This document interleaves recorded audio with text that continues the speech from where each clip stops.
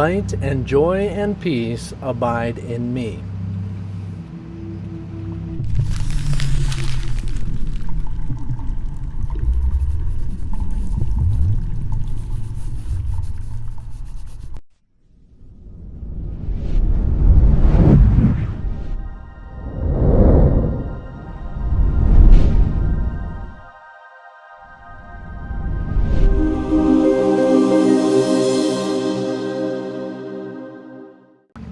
I know the first time I did the course, I started to believe and started to think that this course was just about coming to peace, coming to know and feel love again, but mostly just to be peaceful. And that's acceptable and might be helpful for your first time around and not taking it quite to the extreme. But everybody's guided and understands as much as they need to for the steps that they are taking. So you're on the steps and you're taking the steps, and you can only do as much as you can handle. And this, as far as understanding it as going for peace, is really just a step. Yes, peace, love, light abide in you just like in anywhere else and everywhere else. But when we get into recognizing what this means, is that you have an idea of yourself that is completely messed up. Let's get real. It's like, oh, but if you only knew what I did, oh man, you would be freaking out right now, right?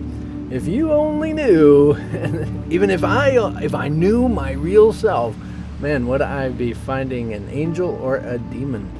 It's pretty interesting when we get into it that we can't even really grasp and recognize that love within ourselves, that truth about ourselves, and embracing it. So it's an interesting thing, because as this lesson is saying that, one you made and is not real, and the other God made and is the only thing that exists.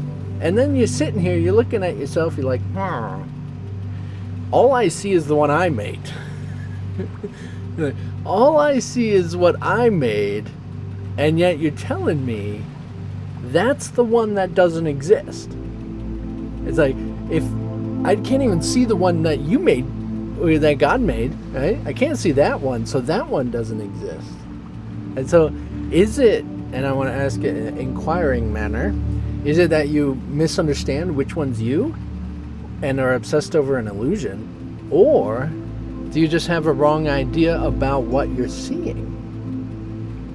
So, kind of in the same spectrum here, but the fact that you look at yourself and you like and dislike different attributes and different actions, different things you've done.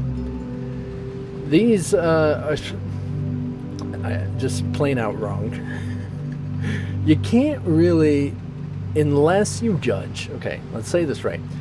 If you judge, you can determine the actions that you have done as good or bad. You can, if you judge, you can decide if you are more loving or less loving. If you judge, you can see if you're at peace or not at peace. If you judge, can I say it louder?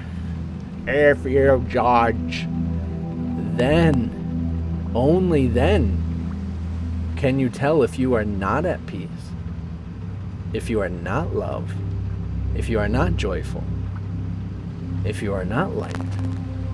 Only when you have the capability to judge. It is that determining factor and that judging good and evil, rights and wrongs. It is the ability to judge in which makes this world seem real.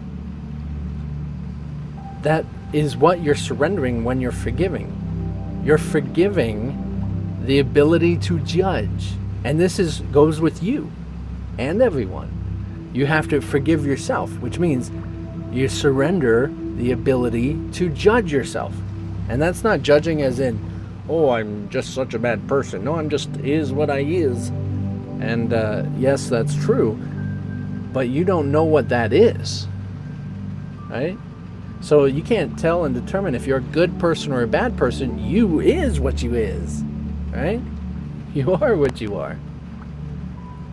If you actually see you as you are, the only guilty party in every scenario, as much as you want to say this is an illusionary reality, the only guilty party for anything in all existence is God. Is God wrong? It's a little confusing. You go down this road, you're like, wait a second. You're telling me, but God did not create this world. God did not create this disaster. Oh, but God created this. Remember, the way you see the world is by your decision. You are seeing it through eyes of judgment. That is not just eyes of judgment of, oh, they're pretty and ugly and cute and disgusting. And it is, judging is the physical world. Judging is physical. The metaphor used is the knowledge of good and evil. And if you take about the knowledge of good and evil, you will no longer know God, and you will die. The knowledge of good and evil is referencing to the fact that you can determine if something is good or evil. You have knowledge of both. So now you're judging everything in between. You're judging. And now you're in a body, in a world, where you will die. Okay? So it's a pretty interesting thing. That the world as it is, and as it's been intended for you to experience, is not physical. It's not physical at all. So yes, of course, the answer, the solution, the peace, the joy that you're looking for, the love, everything is there within you. Everything is reachable. Everything. And in that same right, everything's miraculous. Even if it's negative, it's a miracle in which you're manifesting negativity. It's a miracle in which you're manifesting positivity. It's a miracle in which it's manifesting.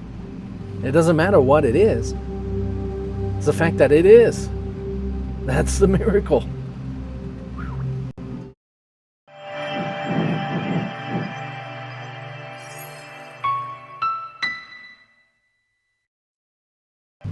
Of course, we don't always grasp, and we're trying to figure it out. Like, man, who am I? What am I? Yes, I'm such a terrible person. I used to do this, and I used to do that, and I'm accused of this, and oh, I went to jail for that.